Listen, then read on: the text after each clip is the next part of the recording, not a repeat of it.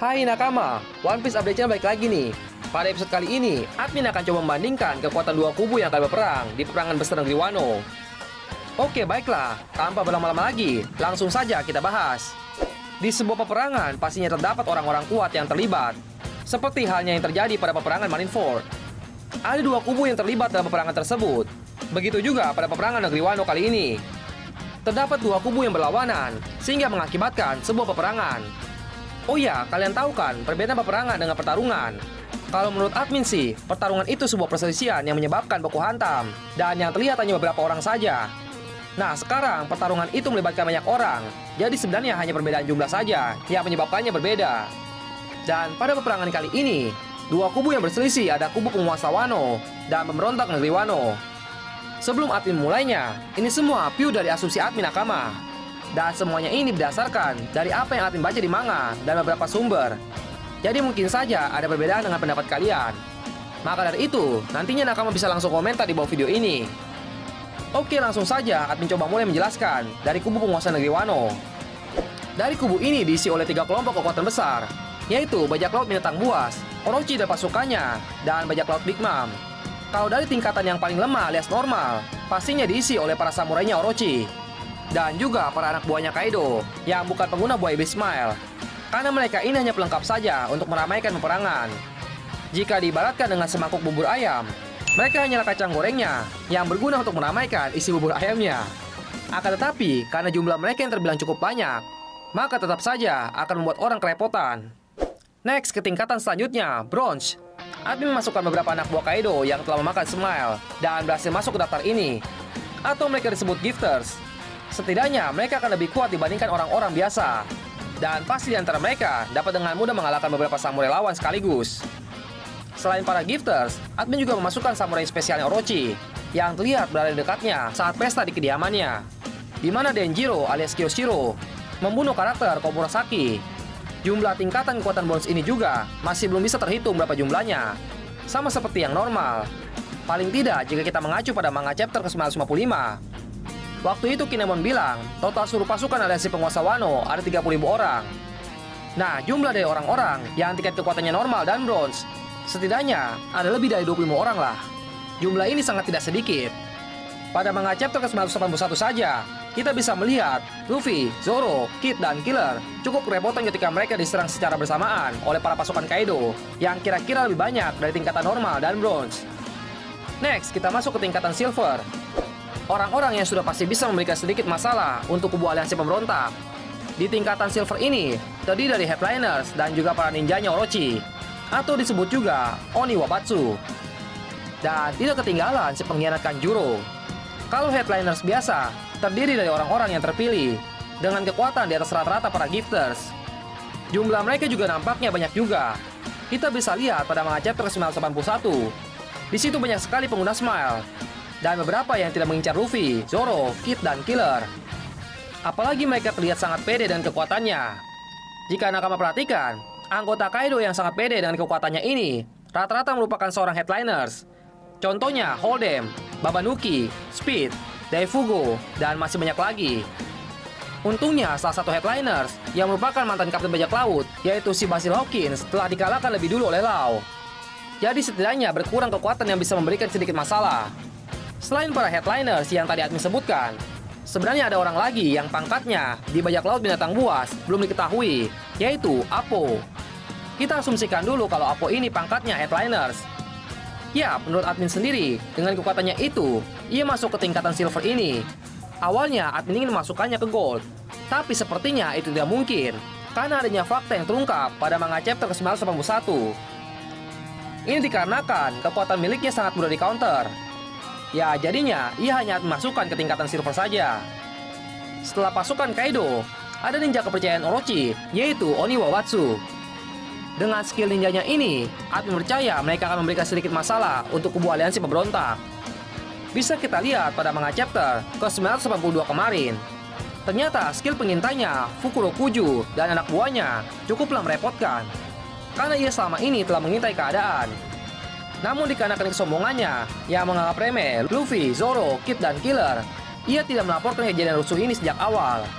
Inilah yang menjadi kelemahan pihak musuh karena terlalu menganggap remeh lawan. Dan yang terakhir ada si pengkhianat Kurozumi Kanjuro. Ya, ini sangat layak dimasukkan ke tingkatan silver, tapi belum layak masuk ke tingkatan gold. Karena menurut admin, kekuatan Kanjuro belum bisa membuat jagoan pihak aliansi pemberontak sampai babak belur atau sekarat. Meskipun kita tahu kekuatan Kanjuro ini sangatlah merepotkan atau menyebalkan. Oke, next. Di tingkat kekuatan silver ini, setidaknya memiliki jumlah lebih dari 4.000 orang. Selanjutnya, tingkatan gold, yang terdiri dari orang-orang yang memiliki kekuatan sangat merepotkan dan menjadi salah satu ancaman. Mereka ini terdiri dari Numbers, Tobiropo alias Flying Six, anak-anak Big Mom, dan juga All Stars. Kalau dijumlahkan, jumlah mereka sekitar kurang lebih 20 orang. Yap, jumlah yang cukup banyak ya. Mari kita coba bahas secara singkat saja kekuatan masing-masing dari tingkatan gold. Mulai dari para Numbers dulu. Kelompok ini sudah hampir dipastikan terdiri dari ras-ras raksasa. Dan sepertinya hampir semuanya memiliki kekuatan buah iblis. Sejauh ini hanya Numbers X saja yang telah diperlihatkan wujudnya. Dan ada juga Number 5 yang telah diperlihatkan siluetnya. Para Number diperkirakan berjumlah 10 orang. Kalau dari suara ketawanya, kita dapat mengidentifikasi setidaknya ada Number 5, Number 8, Number 9, Number 10. Dari kemunculan Haja saja, terlihat mereka ini bisa membuat para jagoan dari kubu aliansi pemberontak cukup terluka serius. Ya, jadi sejauh ini mereka layak masuk ke tingkatan gold. Sekarang masuk ke Tobiropo. Kita sebenarnya tidak usah meragukan kemampuan mereka ini, karena salah satu dari mereka saja yaitu Extract. Dulunya kekuatannya bisa dibilang setara dengan Kid dan Killer. Selain itu, beberapa orang di Tobiropo menyatakan perang internal memperebutkan posisi tertinggi di bajak laut bintang buas, yaitu posisi All Stars. Jadi mereka sangat layak masuk ke tingkatan kekuatan gold ini. Tinggal tunggu saja aksi bertarung mereka. Sejauh ini yang sudah kita lihat aksinya yaitu Extract dan Patch One. Patch One sendiri terlihat dapat mengimbangi kekuatan Sanji, yang merupakan salah satu trio monster yang bajak laut topi jerami. Meskipun kita tidak tahu apakah mereka berdua ini sudah bertarung dengan full powernya atau tidak. Akan tetapi, sepertinya beberapa dari mereka tidak akan melawan kubu aliansi pemberontak. Kenapa admin berasumsi seperti ini? Hanya ada satu alasan, karena mereka sedang mengincar posisi All-Star. Jadi jika benar salah satu dari All-Star ini nantinya terlibat pertarungan, bukan tidak mungkin salah satu dari Flying Six akan mengambil keuntungan dengan ikut-ikutan melawan All-Stars. Yang admin maksud di sini adalah Wushu. Karena di manga chapter ke-991, Wushu yang melihat Queen sedang memerintahkan anak buahnya untuk menghajar Luffy dan kawan-kawannya, terlihat tidak begitu mempedulikannya. Bahkan si Wushu malah ingin fokus mencari Yamato, anaknya Kaido. Jadi bukan tidak mungkin Wushu tidak mau ikut terlibat dulu dengan pertarungan itu, karena ia akan terlibat nanti jika Queen yang turun tangan langsung menghadapi Luffy dan kawan-kawannya. Oke, di tingkatan gold selanjutnya ada anak-anak Big Mom. Sebenarnya ada beberapa anak Big Mom yang datang ke Wano tidak layak untuk dimasukkan ke kategori gold ini. Coba kita sebutkan dulu saja siapa yang terlihat datang ke negeri Wano. Berdasarkan manga chapter ke-930 dan 981, ada beberapa anak yang sangat kuat seperti Smoothie, Perospero, dan Daifuku. Selain itu ada Champote, Mondor, Tablet, Baskarte, Evil, Galate, Raisin, Mobile, dan Flumpy. Dari anak-anak yang Anda sebutkan tadi, yang benar-benar layak masuk ke tingkatan kekuatan gold, hanya ada 3 orang anak saja, yaitu Smoothie, Perospero, dan Daifuku. Lalu sisanya mungkin admin rasa hanya layak di tingkatan silver saja. Dan yang terakhir di tingkatan gold, ada para All-Star. Dari segi nilai bounty saja, mereka lebih dari nilainya jagoan kubu aliansi pemberontak, yaitu Luffy, Zoro, Kid, Killer, Sanji, Lau, dan Jinbe. Mungkin saja salah satu dari mereka ini bahkan sudah cukup layak dijadikan tingkatan platinum. Mereka ini 3 bencana Kaido, yaitu King, Queen, dan Jack. Menurut admin, dari ketiga orang ini, yang akan menjadi masalah besar untuk pasukan aliansi pemberontak adalah si King dan Queen. Akan tetapi, melihat Queen yang menjadi musuh utama bagi beberapa orang Tobiropo, admin cukup yakin kalau nantinya Queen menjadi yang paling dulu dikalahkan dari antara ketiga All-Stars. Oke, kita jumlahkan saja. Totalnya ada 10 orang Numbers, 6 orang Tobiropo, 3 orang anak Big Mom, dan 3 orang All-Stars. Jadi ada 21 yang bisa membuat jagoan pasukan aliansi pemberontak babak belur atau sekarat. Oh iya, lupa, ada 1 orang lagi yang sepertinya layak ada tingkatan gold juga, yaitu Orochi. Meskipun kita tidak tahu kalau kekuatan aslinya Orochi bagaimana, tapi setidaknya dengan statusnya sebagai pemimpin kubu pasukan aliansi penguasa Wano dan juga pemakan buah iblis Mythical Zoan, ya kita anggap saja beliau ini layak masuk tingkatan gold. Dan tingkatan paling kuat diisi oleh pemimpin atau kapten bajak laut yang menyandang gelar Kaisar Laut. yaitu Hyakuju no Kaido dan Charlotte Lindin. Kekuatan mereka berdua ini tidak usah diragukan lagi. Mereka sama-sama memiliki kulit yang susah ditembus dan bahkan hampir tidak mungkin untuk dilukai. Karena mereka ini memiliki haki dan juga fisik yang kuat. Kemudian mereka berdua ini pernah bersama-sama bersaing di era bajak laut Goldie Roger. Jadi ya dari segi kekuatan tidak usah kita ragukan lagi kekuatan dua orang monster ini. Sekarang tinggal tunggu saja, apakah pada akhirnya kedua orang ini akan ikut di dalam pertarungan? Tidak ada yang tahu pasti tentang itu.